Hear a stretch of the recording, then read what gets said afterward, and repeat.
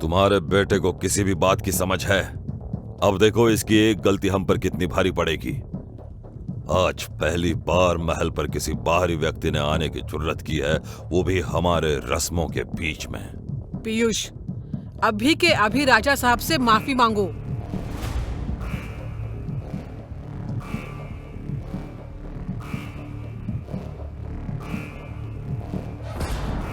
Veronica के टिकमगढ़ आने से पीयूष काफी परेशान हो गया था।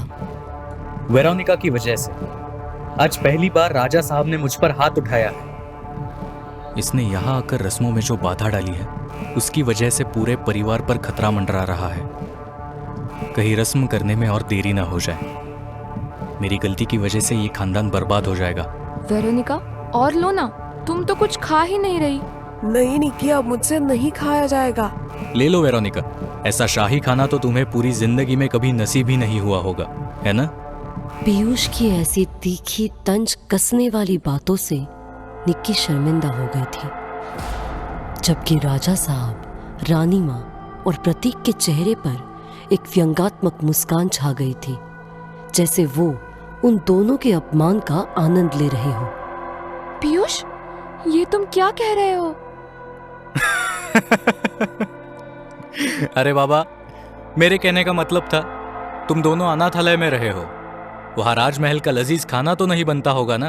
ओह, मुझे तो लगा कि तुम मुझसे किसी बात पे नाराज होकर ताना मारने लगे। कुछ बेशर्म लोगों को तो ताने मारने का भी कोई फायदा नहीं होता।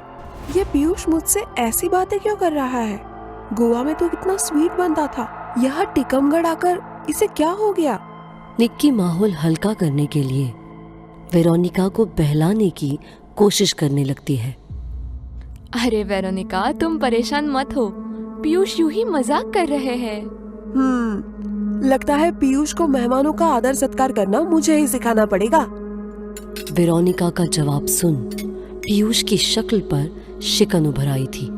उसका गुस्सा और भड़क गया था। इससे तो मैं... लेकिन प्रतीक ने उसे वही रोक लिया। कोई और बेवकूफी मत करो पीयूष, ये लड़की निकिता से भी ज्यादा चालाक लगती है।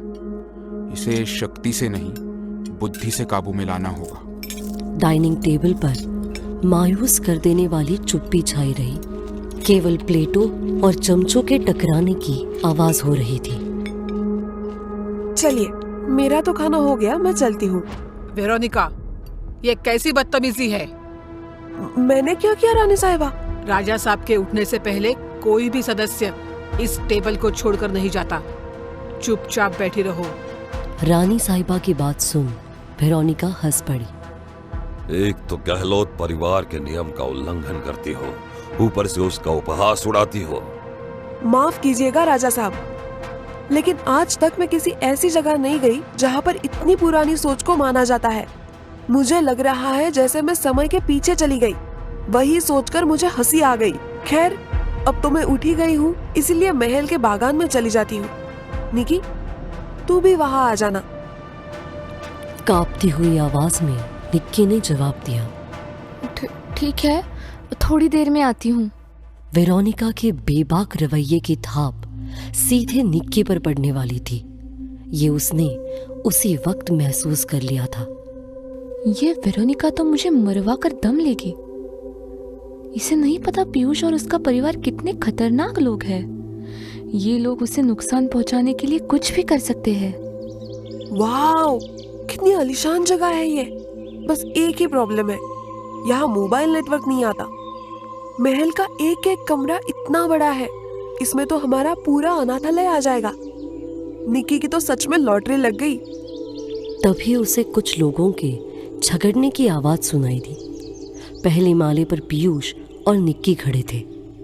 वो छिपकर उन्हें देखने लगी। ये दोनों किस बात पर लड़ रहे हैं? वेरोनिका को समझा लो, अपनी हद पार कर रही है वो अब। तुम्हें क्या जरूरत थी उससे ऐसी बात करने की? कोई घर आए मेहमान से ऐसे पेश आता है क्या? मेहमान या बिन बुलाया मेहमान, तुम कैसी बीवी हो, उसकी तरफदारी कर रही हो। मेरे परिवार वालों के सामने मुझे और जलील मत करो निकिता। ओह, इसका मतलब इन दोनों के रिश्ते में अभी भी दरार पड़ चुकी है। मुझे कुछ नहीं सुनना निकिता। अगर तुम मेरा साथ नहीं दे सकती तो फिर मैं भी ये समझूंगा कि हम दोनों का रिश्ता खत्म हो गया। पीयूष सुनो तो। क्या बात है वेरोनिका, तुझे इससे अच्छा मौका नहीं मिलेगा। अगर किसी तरह तूने ये दरार और बढ़ा दी और पीयूष के दिल में अपने लिए जगह बना ली तो तू इस हवेली की होने वाली मालकिन बन जाएगी। निक्की के हिस्से की सारी खुशियाँ फिर तेरी होगी। वेरोनिका अपने कमरे में पीयूष से मिलने की कोई तरकीब सोच रही थी। पीयूष से मिलने का कोई तो बहाना निकालना ही होगा। अभी भी जितना उखड़ा हुआ है उसे अपने वश में करने में थोड़ी मेहनत तो लगेगी। यहाँ आकर न जाने क्यों वो बिल्कुल बदल गया है। आखिर क्या वजह हो सकती है? शायद निक्की से यहाँ के माहौल में बिल्कुल एडजस्ट नहीं हुआ जा रहा। इसी बात पर पीयूष उससे चिढ़ गया है। वैसे निक्की को भी मानना पड़ेगा, अपने प्यार के जाल में फंसाया भी तो राजमहल के राजकुमार को। हम बचपन से साथ अनाथालय में पले बढ़े, फिर तुम राजमहल और मैं गोवा के उन्हीं गरीब सड़कों पर कैसे रह सकती हूँ? अब पीयूष और ये महल तुमसे छीन कर मैं हमारा हिसाब बराबर करूंगी। तभी कमरे के अंदर निक्की आती है। अरे निक्की, अभी तेरे बारे में ही सोच रही थी मैं। उसकी आंखें लाल पड़ गई थी। ये क्या? तेरी आंखों को क्या हुआ? तू क्या रो रही थी? नहीं, वो कुछ चला गया था आँख में।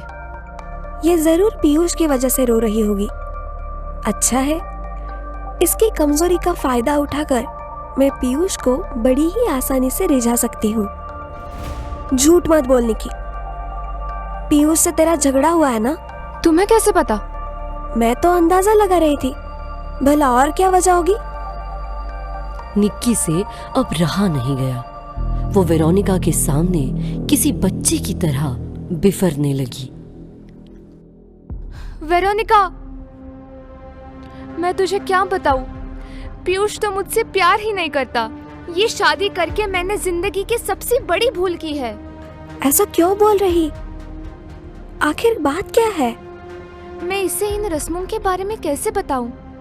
अभी सही मौका नहीं है, कहीं इसकी जान को भी खतरा ना हो जाए। निक्की ने अपने आप को संभाला। कुछ नहीं, मैं यूं ही इमोशनल हो गई थी। मेरा किसी मामूली बात पर पीयूष से झगड़ा हो गया है। तो इसमें इतना परेशान होने वाली बात तो नहीं है निक्की। मियाँ बीवी के बीच ऐसी छोटी मोटी अनबन तो लगी रहती है। तू चिंता मत कर, मैं पीयूष से अभी जाकर बात करती हूँ। नहीं वेरोनिका, तू यही रह, मैं उसे मिलकर आती हूँ। तुझे मेरी कसम, मुझे मदद करने दे। ओफो, पीयूष तो इससे और चिढ़ जाएगा। वेरोनिका के करतूतों से परेशान पीयूष कोई समाधान निकालने की कोशिश कर रहा था। इस वेरोनिका का क्या करूं? अगर जल्दी इसका कोई इलाज नहीं किया तो ये पूरी हवेली में उत्पात मचा देगी। तभी उसके कमरे में किसी ने दस्तक दी। पीयूष ने झल्लाते हुए पूछा, कौन है? दरवाजे पर मुस्कुराती हुई वेरोनिका खड़ी थी। तुम मुझे याद कर रहे थे क्या? नहीं तो, ऐसा तुमसे किसने कह दिया? और तुम यहाँ मेरे कमरे में क्या कर रही हो? ऐसे ही सोचा कि निक्की से तो जी भर के बात कर ली, अब तुमसे भी दो बातें कर लूं। थोड़ा टाइम मेरे साथ भी स्पेंड कर लो पीयूष। ये तुम क्या कर रही हो वेरोनिका? क्या कर रही हूँ? उधर निक्की को रानी माँ के कमरे में बुलाया गया था। पता नहीं वो इस बार क्या बोलेंगी। रस्म ना होने की वजह से वैसे भी वो मुझसे इतनी गुस्सा है। संकोच से वो उनके कमरे पर खटखटाने ही वाली थी कि तभी उसने अंदर रचना और सुमित्रा को बात करते हुए सुना। क्या? ये आप क्या कह रही है रानी माँ? मुझे इसी बात का डर था, वही हो गया। रस्मों में देरी की वजह से मालिक नाराज हो गए। ये देखो, प्रतीक की बीवी का क्या हश्र हुआ है। ऐसा क्या हुआ है भाभी को? अब क्या होगा रानी माँ? वही जो मालिक चाहते हैं। मालिक की नाराजगी दूर करने के लिए उन्हें बलि देनी पड़ेगी। एक इंसानी बलि। Oh my god. गहलोत परिवार के सामने आई है एक नई मुसीबत। मालिक को खुश करने के लिए देनी होगी इंसानी बलि। क्या निक्की इन शैतानी रस्मों से निकल पाएगी या उलझ कर रह जाएगी उसकी जिंदगी इन रस्मों के बीच? जानने के लिए अगले भाग का इंतजार करें। कहानी जारी रहेगी।